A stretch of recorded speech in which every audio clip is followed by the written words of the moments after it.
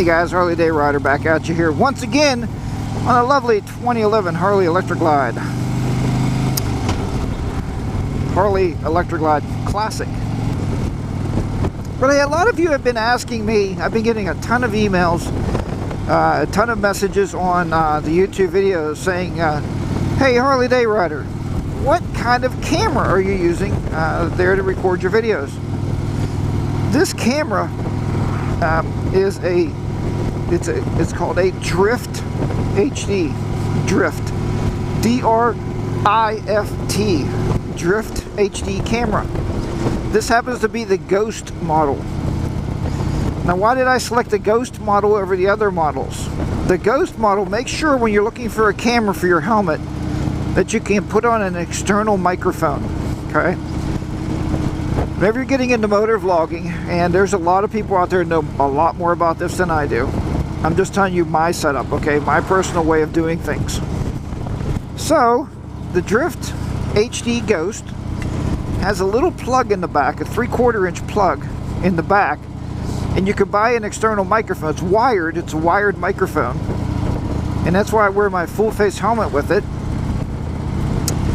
It's wired into my helmet, and the microphone actually is sitting right in front of my mouth.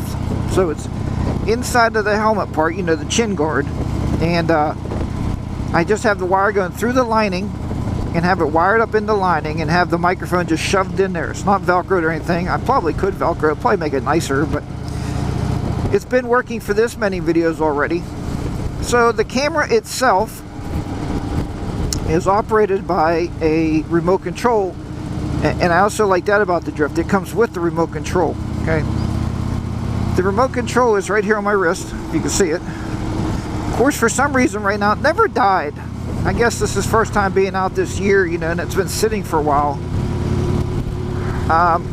So it's dead right now. You got to recharge it via USB cable, either on your computer, or you can plug it into a little adapter and plug it into the wall.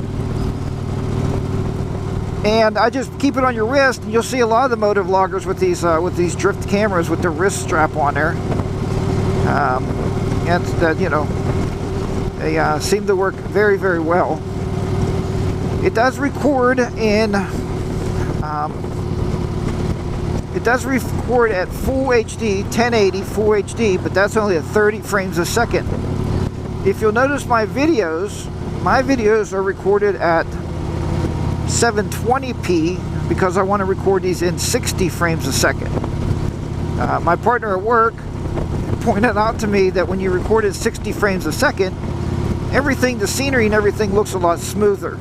It's not jumping by, you know what I mean? It's really a smooth ride. So, being that my remote is not working now, we're going to have to deal with that. And when you don't use your remote, what happens, folks, if you don't have a remote on your camera and you go out and you hit record, when you go home, you have to pull all that footage back onto your computer. Well, if you've noticed, sometimes on rides, I'll get 3 or 4, maybe sometimes if it's a long day, I'll get 5 videos. Because I have the option of shutting it off on my arm, chucking it on and off. And when I do that, that allows me to break those videos up without having to pull all that video on there, because you're going to do a lot of riding that you're not going to record. Okay, that's just the way motor vlogging is. There's a lot of times I ride, I don't record anything. The camera is generally on the helmet, and I usually have my my remote control on my arm, so whenever I do think of something I want to talk about, I just simply hit it and I start recording.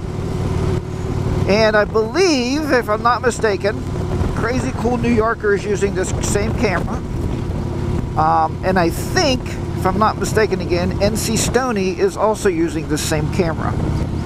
Now a lot of the other motor vloggers out there, and my camera is going to die, I think. Anyway, a lot of the other motor vloggers out there are using GoPros. And why didn't I select the GoPro? Well, basically it comes down to dollars and cents. The GoPro camera is very expensive. I mean, you're looking at a $500 mark for the camera. You get the mount with it, but then you're going to need a way to hook a microphone. And I believe they do sell an external plug-in microphone for GoPro.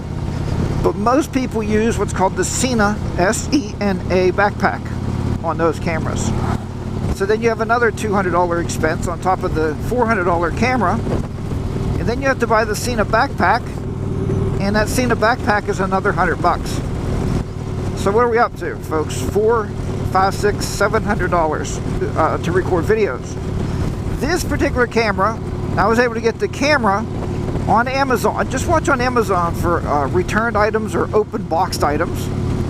And I think I bought this one. This is normally I think at the time it was $299. But I was able to get it for $190, $190, and that was amazing. You know, I thought, well, it's got a warranty on it. So the camera came in, and when I got it, I was pretty excited to see that it's never been opened. It's a brand new camera. I don't know if they're phasing out the Ghost, you know, the Drift HD Ghost. I don't know if they're phasing that model out. Maybe I got it then, but look around for one. It's a good camera. It's been solid.